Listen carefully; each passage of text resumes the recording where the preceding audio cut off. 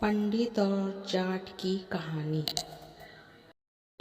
अगर आप मेरे चैनल पे नए हैं तो प्लीज़ सब्सक्राइब कीजिए, लाइक कीजिए और शेयर कीजिए। श्राद्ध की दक्षिणा। एक पंडित जी को बहुत दिनों तक काम नहीं मिला तो वे एक जाट से बोले, जाट देवता, आज तुम्हारे पिता मुझे सपने में दिखाई दिए। उत्सुक हो जाट ने पूछा, क्या कह रहे थे? पंडित जी बोले, कहते क्या, तुम्हारा हालचाल पूछ रहे थे। कह रहे थे कि बच्चों ने मुझे भुला दिया है, जिसके कारण मैं बहुत दुखी हूँ। जाट को याद आया, बोला, पंडित जी ठीक कह रहे हो। मरने के बाद मैंने पिता का श्राद्ध भी नहीं किया, शायद इसीलिए दुखी हैं। तो कर डालो पिता का श्राद्ध, इसमें विलंब की क्या बात है? पंडित जी ने अपना दावा लगाया। अगले ही दिन जाट ने पंडित जी को घर बुला लिया। पंडित जी ने श्राद्ध की सामग्री में ढेर सारा माल रखवा लिया। सोना, चांदी, भाड़े बर्तन से लेकर खाने पीने का सारा सामान। इसके अलावा पिता को जो चीज़ें पसंद थी वह सभी कुछ लाकर जाट ने सामने रख दी। धूमधाम से जाट ने श्राद्ध की तैयारी हुई। जटानी ने कहकर तरह तरह के पकवान बनवाया।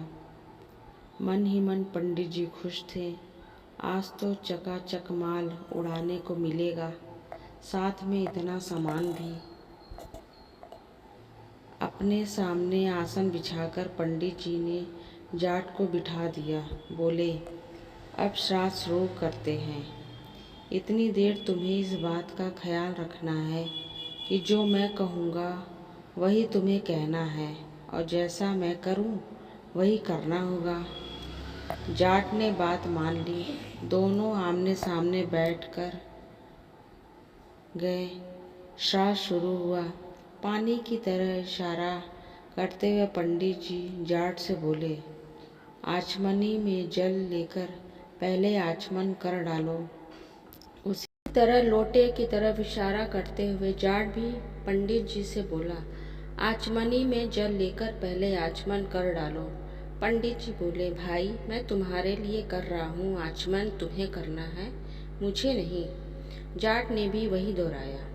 पंडित जी परेशान हो गए, कड़क कर बोले, अरे मूर्ख, मैं तेरे लिए कह रहा हूँ, श्राद्ध तेरे बाप का हो रहा है, मेरे बाप का नहीं। अपनी कड़क आवाज के साथ जाट ने भी पंडित जी को डपट दिया। अब तो पंडित जी से न रहा गया। घूसा उठाते हुए बोले, तू नहीं मानेगा। जाट ने भी वहीं अपना घूसा तान लिया और पंडित जी को दिखाते हुए बोला, तू नहीं मानेगा। पंडित जी ने आव देखा न ताव, एक तड़ाक हाथ जाट की कनपटी पर जड़ दिया। बोले, पहले तेरी खोपड़ी दुरुस्त कर दूं, बाद में श्राद्ध होता रहेगा। झापड़ इतनी जोर से पड़ी कि 1 मिनट के लिए जाट के होश उड़ गए। होश आने के बाद उसने भी अपनी बाहें चढ़ा ली और बदले में पूरी ताकत के साथ पंडित जी के गाल पर तड़ाक हाड़ दिया। पंडित जी ने तारे नजर आने लगे। उन्हें 2 मिनट के बाद होश आया। अब क्या था? पंडित जी और जाट दोनों पूरे क्रोध से भर आए। लाते घूसे से श्राद्ध होने लगा। पंडित जी जितनी लात लगाते उतनी लात जाट को भी खा जाता। जाट के शरीर पर जिस जगह पंडित जी ने घूसा पड़ता उसी जगह पलटकर जाट भी उनके घूसे धर देता। मन ही मन पंडित जी सोचने लगे, मूर्ख से पाला पड़ गया है। उन्होंने कई बार जाट को समझाया, लेकिन जाट की समझ में कुछ न आया। नतीजा यह कि बात बढ़ी और दोनों फिर से गुत्था गुत्थी होकर लड़ने लगे। कभी पंडित जी नीचे होते, कभी जाट नीचे होने की बारी आ जाती। आपस में देर तक लात घूसे उठापटक का दौर चलता रहा। आखिर मैदान छोड़कर पंडित जी को भागना पड़ा। प्रसन्न हो जाट भी उतनी जाटनी के पास लौटा। जगह जगह के फटे कपड़े जाने के कारण जाटनी ने जानना चाहा कि जाट ने बताया कि पंडित जी के साथ श्राद्ध कर्म करते हुए यह सब हुआ है। जाटनी ने पूछा, श्राद्ध तो अच्छी तरह से हो गया ना? जाट ने उत्तर दिया, बहुत अच्छा हुआ। अच्छा न होता तो मेरी यह हालत होती। पंडित जी ने कोई कसर न रखी और मैंने भी पूरी जोर शोर से काम लिया। चलो अच्छा हुआ, लेकिन पंडित जी को कुछ दक्षिणा वगैरह दी या नहीं? जाटनी ने पूछा। दक्षिणा तो नहीं दिया।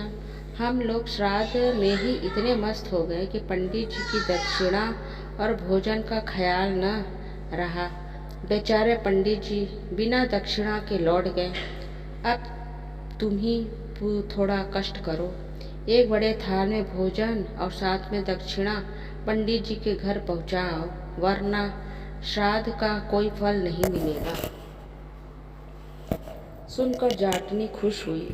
नहा धोकर उसने धुले कपड़े पहन लिए, एक बड़े थाल में भोजन रखा और पंडित जी के घर की ओर चल पड़ी। उधर पंडित जी प्रतीक्षा में बैठे थे कि पंडित जी श्राद्ध करने गए हैं।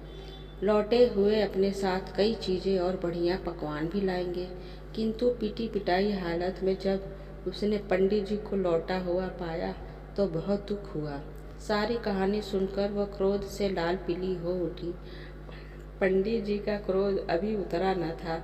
दोनों पति पत्नी क्रोध में उबल रहे थे। अचानक जाटनी को अपने घर आया देख दोनों उठ खड़े हुए। गुस्से से मुट्ठियां तन गई। घर के अंदर कदम रखते ही दोनों जाटनी पर टूट पड़े। सारा क्रोध उस पर झाड़ दिया।